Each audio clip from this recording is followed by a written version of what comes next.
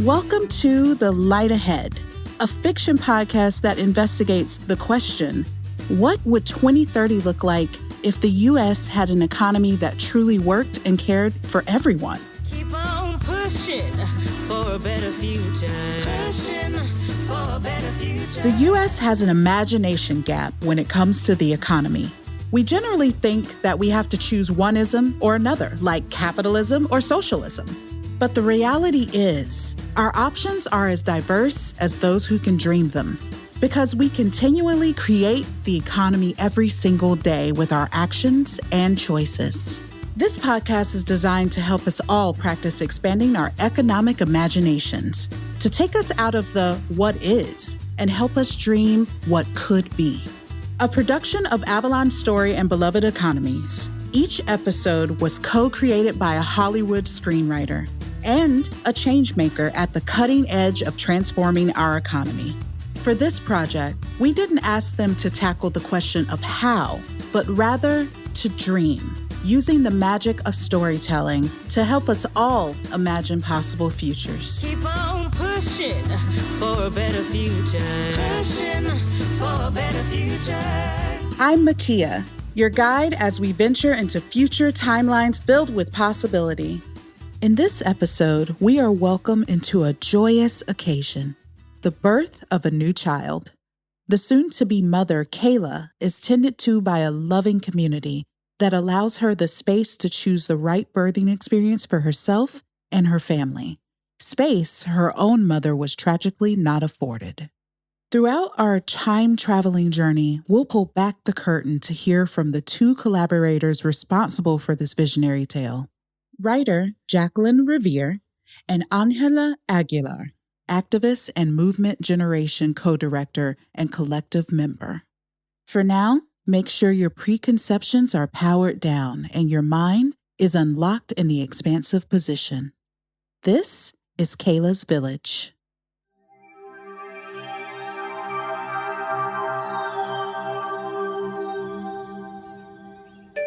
Josephine has arrived.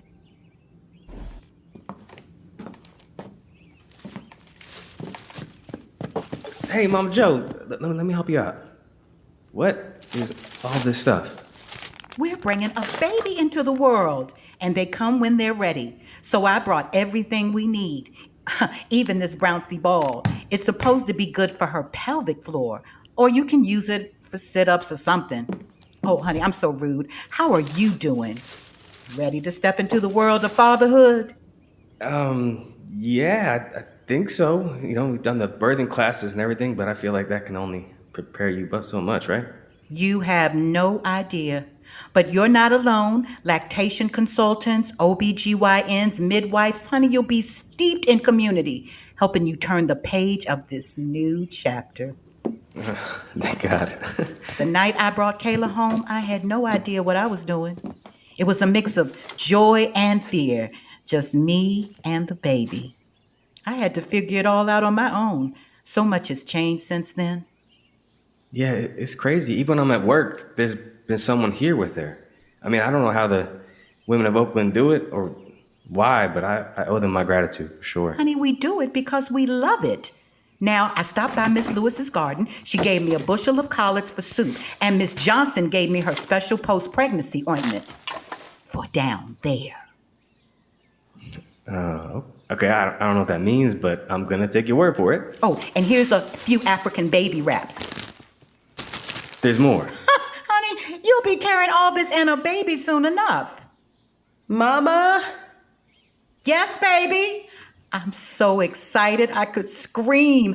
I'm coming. Now you start cleaning those collards because that baby will be here sooner than you think, and Kayla will need nourishment.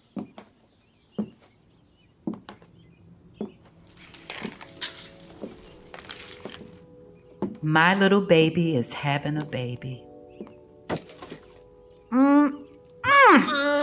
Mama, we still have labor and birth to get through. I know. This day came quicker than I imagined. Your birth mother would be so proud. I know she would. Okay, so when is our midwife arriving? Rosie's on her way. My contractions just hit 411.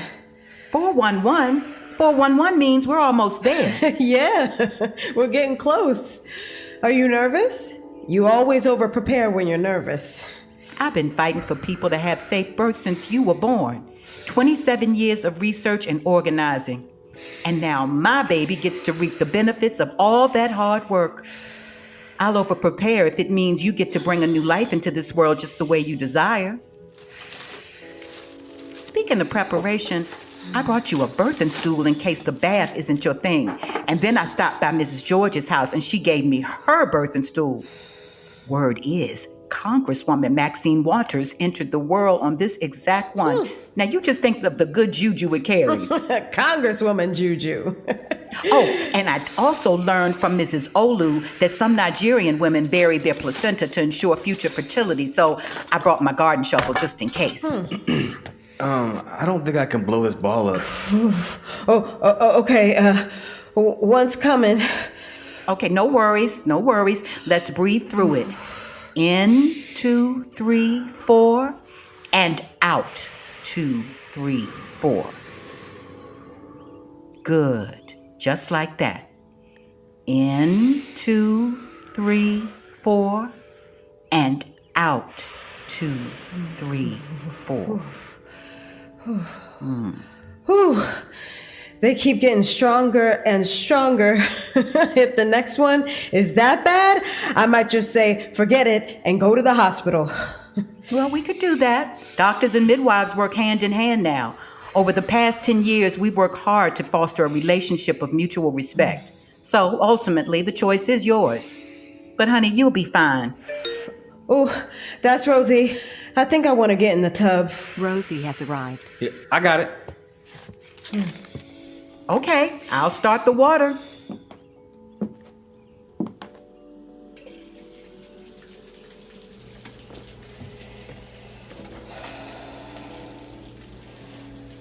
Oh. Oh. Oh. Oh. Oh.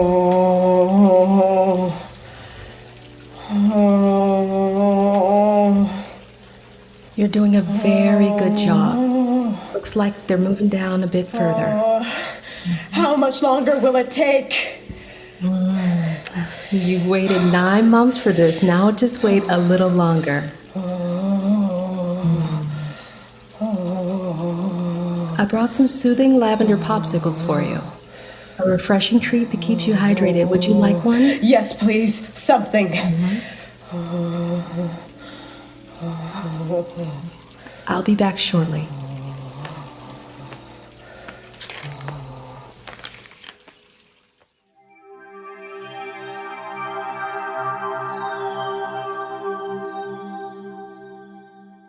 We'll return to our story in a moment, but first, let's pause and take a moment to learn about the making of Kayla's Village. I'm joined today by Angela Aguilar, activist and Movement Generation co-director and collective member, and Jacqueline Revere, this episode's writer. In Kayla's Village, Josephine talks about fighting for people to have safe births for nearly 30 years. Tell us a little about what the birthing experience is like today. This episode, I feel, really highlights what we need. And I think that was the vision for especially Black, Brown, Indigenous, poor, disabled birthing people. We've never really had choices around the care that we get in this country, primarily because of the dominant worldview that dictates this economy that we live in, that doesn't value care work, doesn't value women, birthing people, doesn't value any of that kind of work as anything that contributes to this dominant extractive economy. And so historically, Black, Brown, Indigenous, disabled, queer people who are pregnant or birthing or parenting get subpar care, if any at all.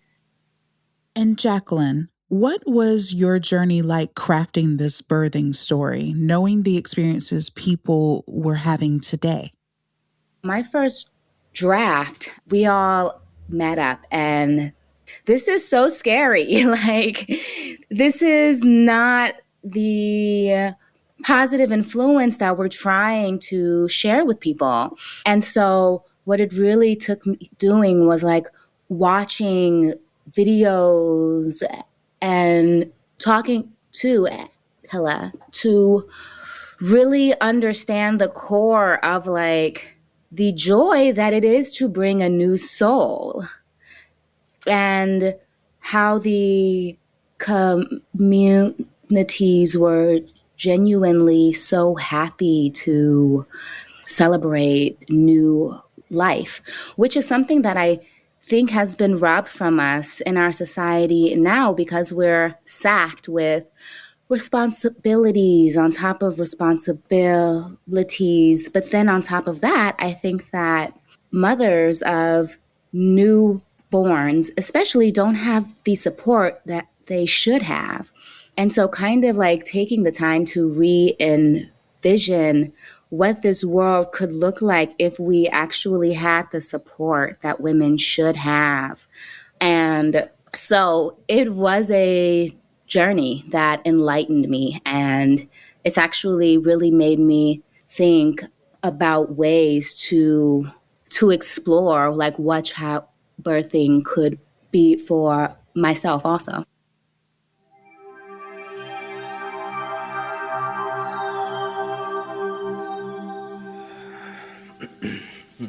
You've been cleaning those collards since I got here. Yeah, just trying to be helpful. I don't really know what to do. Well, the best part about your job is you just have to show up. Yeah, that's easier said than done. Why are you so nervous? I can't help her push the baby out. I can't make the labor go by faster. I can't do anything. So I've never been a father before, so I just have to be present. That's why I love what I do. It forces you to be in the moment. Yeah, I guess.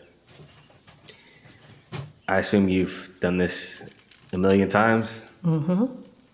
What made you want to become a midwife? Well, I was the first baby in my family to be born in a hospital. My mom moved away from her family in the South to the big city, met my father, thus moving us from further away from, our roots.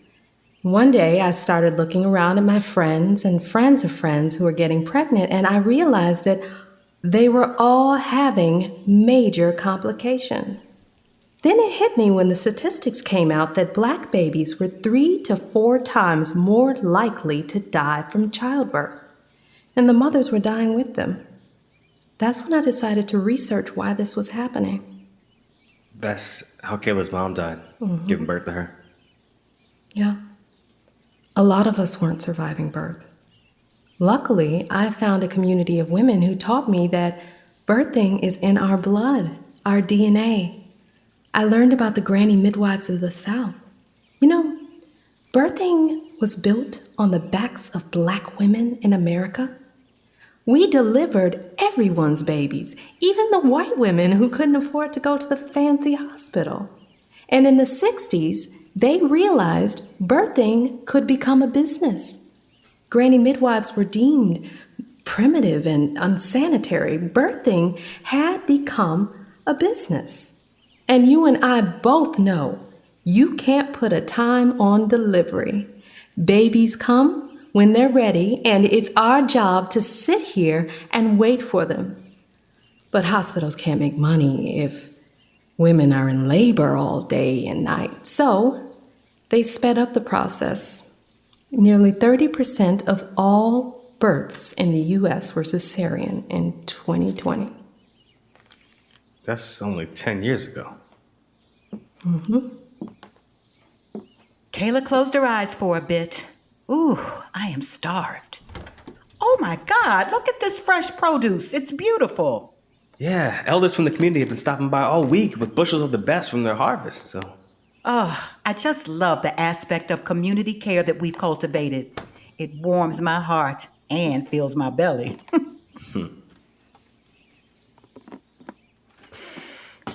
This smells delicious.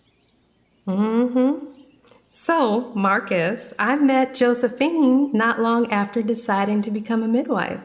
She taught me that we could create long lasting change and legislation geared towards creating safer practices for people in labor. For so many years, we put misguided trust into a system that didn't support us. When my best friend in the world passed, and right after, I held her baby in my arms. The fire was lit. I knew my purpose in this life. We all need to be fired up. Yep. We worked day and night writing politicians, holding seminars, educating birthing people. Midwifery schools received government grants. Women of color received scholarships to study obstetrics to become OBGYNs. We realized that doctors and midwives could be on the same team and be even more effective. And we didn't just rely on the government to make these changes. We also made big changes within our own communities. We got neighbors together, including elders and youth, to imagine together how we could better take care of one another and really support families in our community who were bringing new life into the world. It's true. Giving people back the control and autonomy of their own body, it's my greatest joy.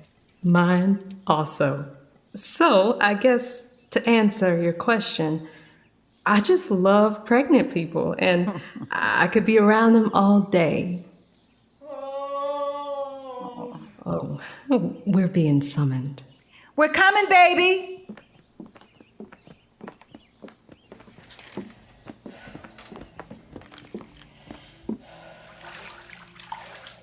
Oh, oh, oh,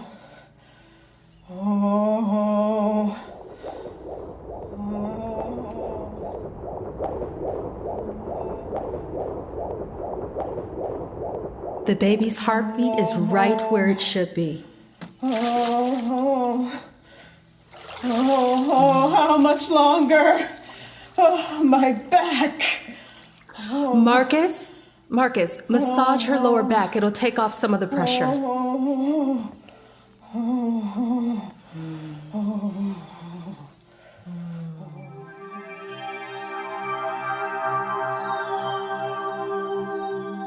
Angela, what are the grassroots changes you're seeing in communities around the birthing experience? As someone who's been in the birthing world as a parent and also as a birth worker for almost 13 years now, I've seen a lot of changes that happened really fast and happened because Black women, specifically Black birth workers and Black and Indigenous folks of color and communities have been pushing for a long time to get these changes implemented. And so they start in the community. What I have seen over the last 10 years really is this reclaiming of our power as people who are birthing and raising the next generation of caretakers of this planet, because there's so much power in somebody feeling and knowing their power when they bring new life into this world. When they know that they're going to be cared for, when they know that not only are they going to be cared for by one other person, because that's not realistic, but they're going to be cared for by an entire community, by your entire society, by your entire culture. And that's an example of grassroots organizing, really, as like doulas, and as birth workers. We're organizing the community to make sure that everyone can play some kind of role in taking care of pregnant and birthing people and parenting people, because we can learn so much about the economy, about governance, about decision making, about consent, all of that. We learn so much in that experience.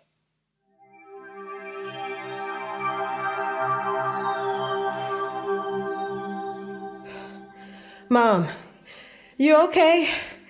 You've been so quiet. I'm good, sweetie. What are you thinking about? You?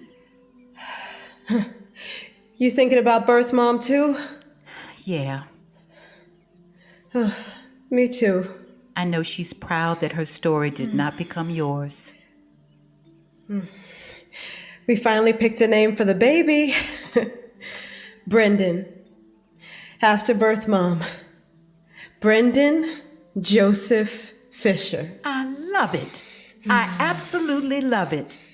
Brenda would be so proud to see the person you've grown to be. Oh, I love you. I love you too. You know who we haven't heard from in a while? Marcus. I'm here. I'm here. I was just.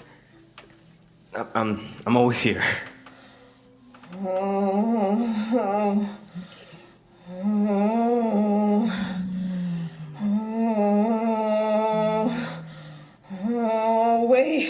Wait. I feel it. I need to push. Okay, You got this, baby.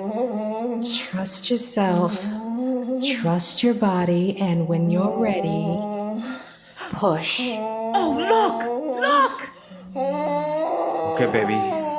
You're doing great. Come on, Got you this, got honey. this. Yes. You got this. You are strong. You're almost there. You're almost there. We're right here Come on, with baby. you, sweetie. You got this. Yes. You got this. Yes. Okay. They're here. They're here. Welcome to the 4th trimester. Here's your baby. I'm the one. Welcome. I've been waiting to see your face a long time. Welcome to the world, Brendan Joseph Fisher. Happy birthday. Brendan Joseph Fisher was born at 7:10 a.m. on May 25th, 2030. This will forever be a special day in your household. Congratulations. Thank you for everything, Mama.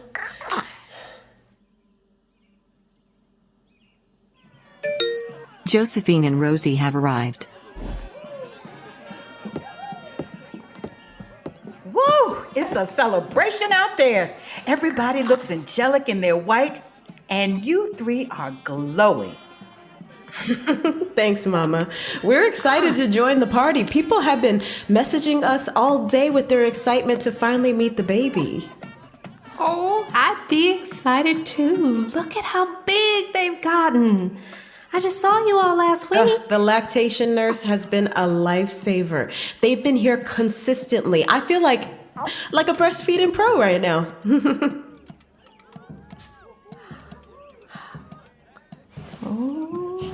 Oh, I know. The stethoscope is a little cold. I'm so sorry. Oh, just a few more seconds and your checkup is almost done. Well, Brendan is definitely ready. How are you, Kayla? I'm so many things. I thought I'd be exhausted by this point, but having Marcus on paternity leave and our immediate family take extended leave just to help us with the baby, I haven't lifted a finger to cook or clean since before giving birth. I'm beyond grateful. Even how the community has restructured itself, making family meals of importance. I can't wait to watch our child listen to the storytelling gatherings with elders or the cooking and gardening classes parents run for children in the community. I mean, thank God you all persevered and forced legislators to really contemplate the importance of community care. Raising a child should be joyous. It takes a village, but it's doable when we all work together. Well, the time has come. Time to introduce our new member of the family. Let's go. Let's go. Brendan Joseph Fisher, this is your community.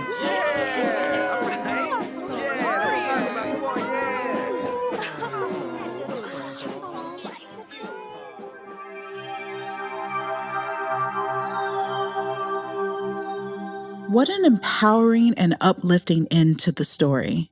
Now, Angela and Jacqueline, what do you each hope listeners take away from the story of Kayla's Village?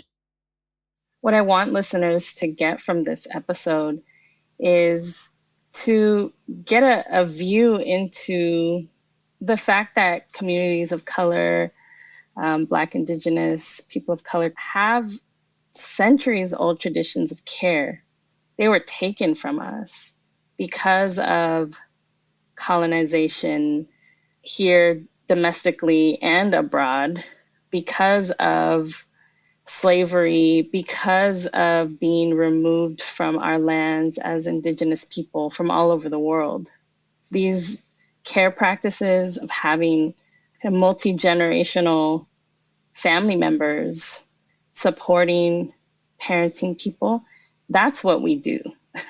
And that's what this economy that we live in and that really shapes our everyday does not have and does not allow. Everything from creating nuclear families, just 2 generations in a household, the parents and the children, heteronormative families. It doesn't leave room for the queering of families, the fact that some parents need more than one other parent or more than one other caretaker for their child. And so it's not new. These practices are not new. And they were deliberately taken from us so that we could work and use that labor to build this extractive economy that has really shaped our lives and is contributing to a lot of the chaos that we're seeing right now, from climate to what we're seeing in Texas right now with the bans on abortions. I want folks to see this in a historical perspective, that what has been done to our families, to our bodies, to our life processes has had effects that reverberate across kind of sectors, if you will, right, in this economy. Something that I absolutely loved learning was the 4th trimester, which is like something I'd never heard of ever, which is literally an entire 6 weeks or so where people drop off food, they come and clean up your house. Like your sole job is to bond with that baby and make sure the baby's healthy, take care of, and learning how to now start this new chapter.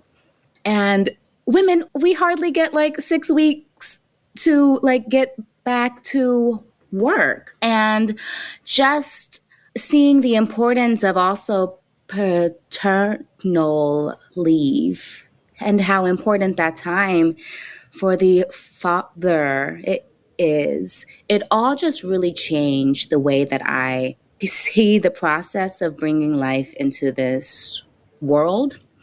I just wish that as a society that we took it so much more seriously than we do. And part of the reason that we don't is capitalism. And I would love to live in a culture that doesn't value money over souls. The human experience is why we're all here, and what's more human than bringing a life forth. And I think that it deserves the reverence that our ancestors showed it also. And so I think that was another reason why this story was so touching to me, because I'm so excited to tell all the birth workers in my life, we have a fictional story now that we can share. And it's a scene, and it's cute, and it's funny, and it's beautiful. And so I want to honor you and acknowledge you for your talent, Jacqueline, for being able to take this information and really incorporate all of the other pieces in, around organizing for decades around change and all of these things. I feel like I'm just really, really proud of this episode, and proud of what you did and what we did together. And it gives me a lot of hope. It gives us all a lot of hope. Thanks for listening. I hope you enjoyed your trip into the future and can now see the light ahead a little more clearly. The Light Ahead is a production of Avalon Story and Beloved Economies. Based on 6 years of research in collaboration with over 100 groups across the U.S., the Beloved Economies campaign is sharing stories, practices, tools, and tips to expand imaginations of what is possible for our economy. Avalon Story is a center of practice based in Ketchum, Idaho, to help birth the future of story by investigating 2 questions. What does story need to be to build us a bridge to a more beautiful future? And what does the business of story need to be to serve as a vehicle for the same? The Light Ahead is a Beloved Economies and Avalon Story production made in partnership with Frequency Media. I'm your host, Makia Martin. The Light Ahead was co-created by Jess Remington and Naomi McDougall-Jones, who is also our showrunner. It is executive produced by Naomi McDougall-Jones of Avalon Story, Joanna Saya and Jess Remington of Beloved Economies, Lila Yantub, and Michelle Corey of Frequency Media. It is produced by Heidi Rudvotes and Jordan Rizzieri and co-produced by Lauren Ressler and Sonia Sarkar of Beloved Economies. The fiction portion of this episode was produced by Avalon Story, written by Jacqueline Revere, based on conversations with and the ideas of Angela Aguilar of Movement Generation, and directed by John Terry Gadsden, featuring performances by Chanel Carroll, Yvette Carson, Robert King, and Bianca Lemaire. Production coordinated by Marley Newman. Sound design by Juliana Enau. Sound mix by Rick Schnoop. And our sound intern was Alan Lindsay. The nonfiction portion of this episode was produced by Frequency Media, with dialogue editing by Sydney Evans and mixing by Matthew Ernest Filler. Our theme music was written and performed by Alicia K. Hall, Jeffrey Archie, and B.I.G. Patty. This podcast is available on Spotify, Apple Podcasts, Google Podcasts, and wherever podcasts are found.